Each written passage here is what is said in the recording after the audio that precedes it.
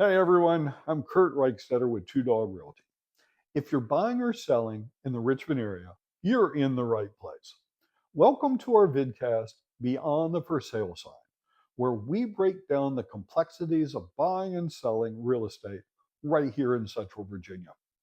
If you're thinking about selling your home or you're about ready to receive offers, this is where things get real. Because a lot of sellers assume, I'll just take the highest offer. But in today's Richmond market, that's not always the best move. Today, I'm going to walk you through how to evaluate offers, negotiate strategically, and protect yourself. So you don't just accept an offer, you accept the right one. Let's start with one of the biggest misconceptions because the highest offer is not always the best offer. In Richmond, sellers often choose based on certainty the deal will close, clean terms and fewer contingencies, and buyer strength, meaning financing, deposit, and flexibility. You might see a higher price with more risk or a slightly lower price with stronger terms. And many times the stronger offer wins. That's why you'll often hear agents say, submit your highest and best.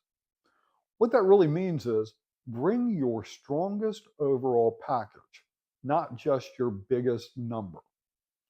You may have heard of the term escalation clause. Escalation clauses can be a powerful tool, but they're not always the right fit. If you're not familiar, an escalation clause says, I'll beat another offer by a certain amount up to a max price. When do they help? When you have multiple competitive offers, the home is priced correctly, or you want to push buyers to their true max. Now, when should you be cautious? If one offer is already clearly strongest, if the escalated price creates appraisal concerns, or if the other terms are weak despite a higher number. Also, just because a number escalates higher doesn't automatically make it better. You still have to evaluate the full picture. Let's talk about appraisal gap. This is one of the most important pieces sellers need to understand. If a home doesn't appraise for the contract price, the buyer's lender won't cover the difference. That can lead to renegotiation, price reductions, or worse, the whole deal falling apart. That's where appraisal gap coverage comes in. This is when a buyer agrees to cover a certain amount above the appraised value to get closer to or even up to the agreed upon purchase price.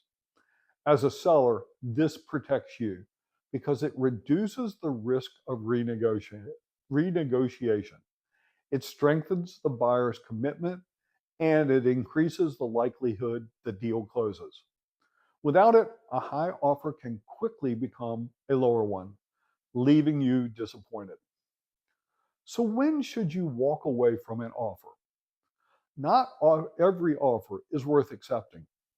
Even if the number looks good, you should be cautious. If the buyer is stretching financially, the terms are overly complicated, the timeline doesn't work for you, or there's just too much uncertainty.